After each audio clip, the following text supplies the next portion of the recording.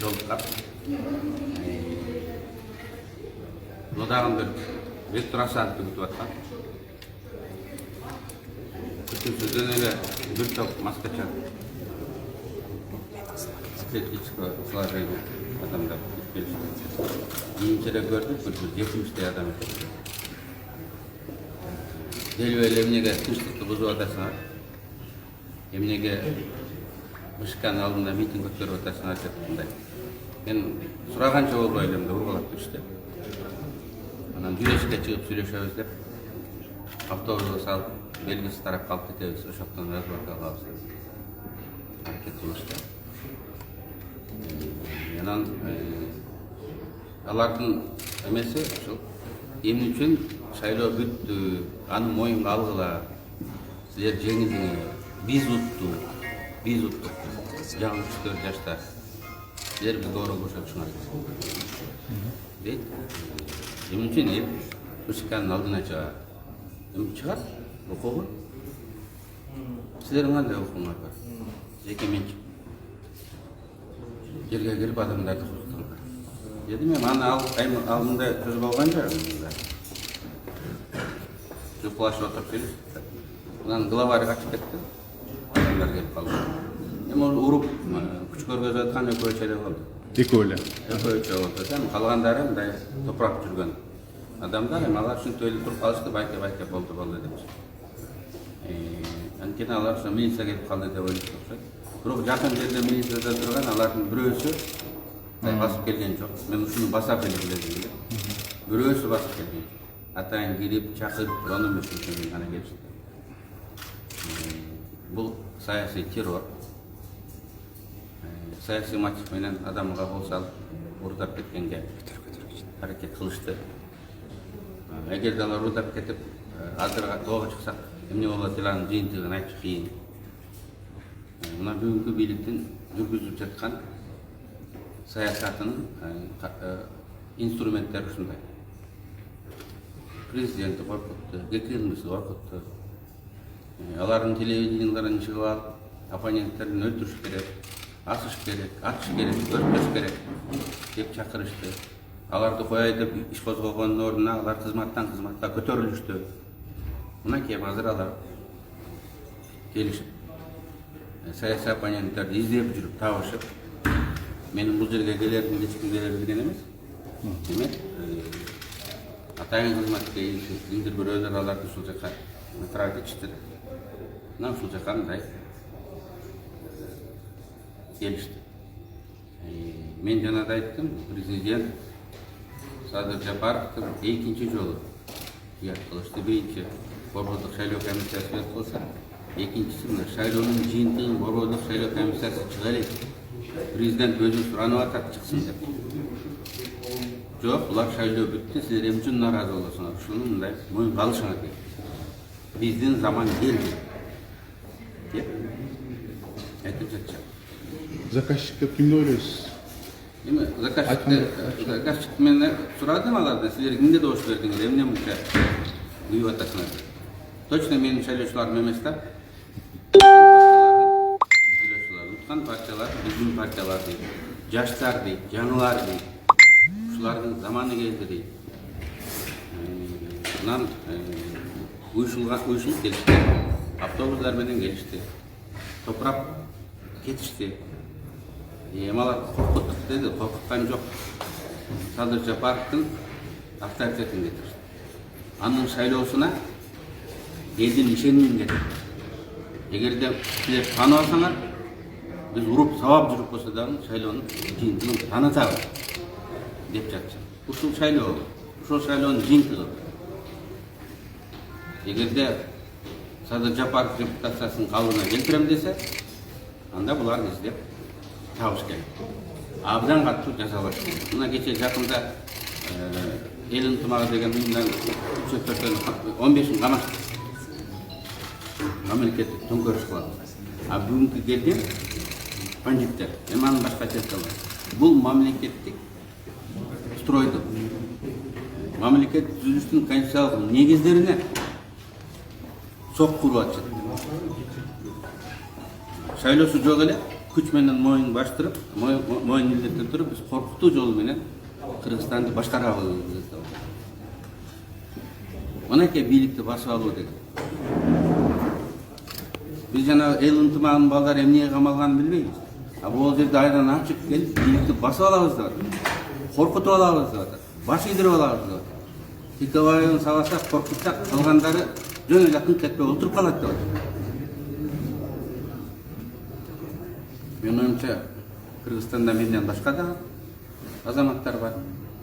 Мен жок кылып, тоого ордап чыгып, өлтүрүп, көмүп койгон күндө деле булар жыргап кетпейт. Булардын күнү мындан да тезирээк.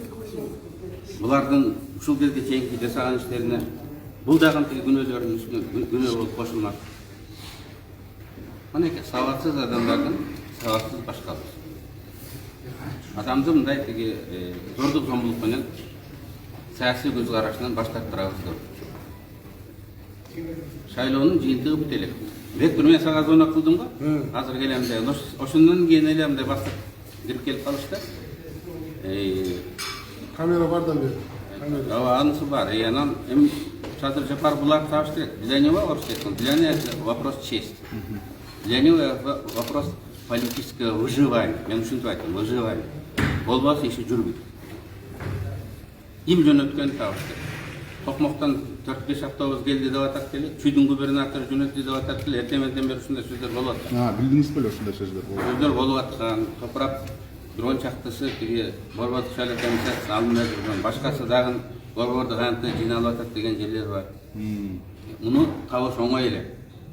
Камералар баары жерден кайерден кирди, кайерде жыйналды. Шаардын ичи камера.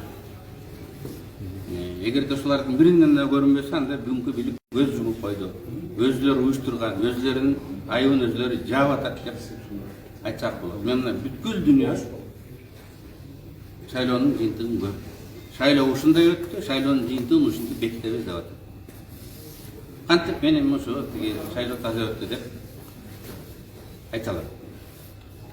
Орусча айтып койсоңуз ушуну эле. Орус тилдүү көрчүлөр суранып жатат. Ну, у меня было назначено несколько встреч в Паркатове с различными людьми, в том числе оппозиционными деятелями, действующими депутатами, кандидатами.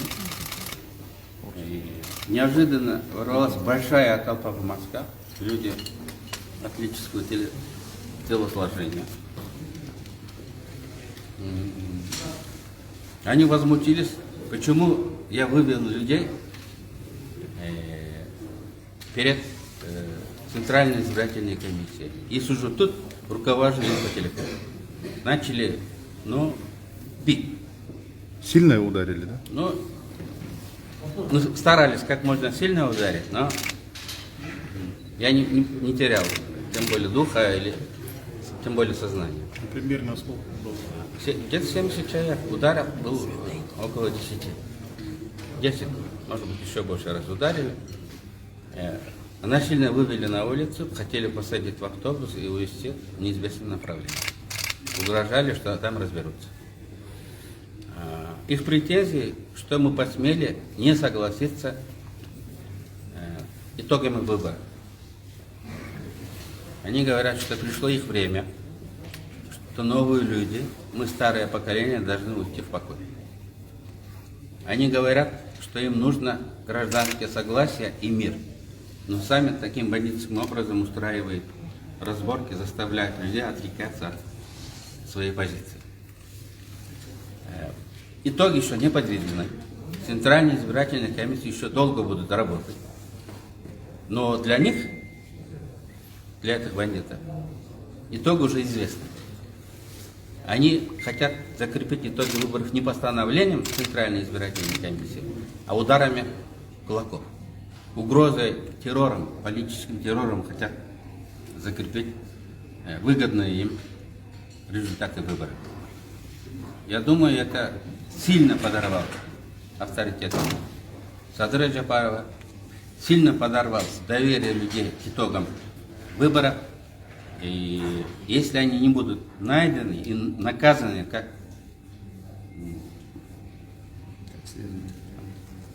недавно людей задержали в попытке государственного переворота. Это и есть попытка госпереворота. Это и есть нападение на государственное устройство, на конституционный устой госустройства. Хотят управлять страной бандитским способом. Вот это и есть захват власти. Не суды, не прокуроры, а не Центральная избирательная комиссия. Оказывается, именно они принимают окончательные решения. Они сами же судьи, сами же исполнители. Вы проходили медицинское обследование? Еще нет, только они украли у меня телефон. Может быть, возможно, по заданию своих заказчиков. Ну, заодно забрали мои очки. Я не знаю для чего. Очки нужны для них. Ну, пока везут мне другие очки, я пока еще не пишу заявление. Вы думаете, их найдут? Если не найдут, Это дело рук Чапарова. это дело рук власти. Запросто их можно найти. Если тапаса, Ну, тапаса был билетин заказывал. канча убакытка чейин болду ушул эме канча убакыт эле бүтүп калды да, мисалы сизде 5, может, 10 минут болды. 5-10 мүнөттүн ичинде эле 5-10 минут. Автобусқа киргизе албай калды да сизде ошондо. Ну, мен шыққанда элдик кеңештин бир киши келип калды. Саламдашып, мындай такой респектабельный адам экен. Анан келип, эмне болуп атат деп саламдашып калды. Анан мен МВДданбы деп сураганда эле жанагы бандиттен мен уруп эметип аткан глава. Алар коркуп качып кетишти. Толпа алар чогуу жөн эле келген болуш керек. Алар байке болду деп мени мындай тынчыта башташты да. Главарларын табыш керек. Эми балдар эми мейли топурап эрчип келиптир. Ушул 3-4 главарды табыш керек. Заказчиктерин табыш керек.